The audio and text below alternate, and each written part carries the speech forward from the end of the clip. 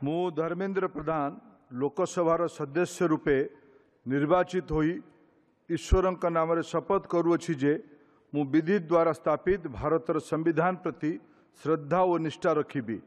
मु भारतर सार्वभौमत्व और अखंडता अक्षुण्ण रखिबी एवं मु जेउ पद ग्रहण करने को जाऊँगी ताहार कर्तव्य श्रद्धापूर्वक निर्वाह करिबी।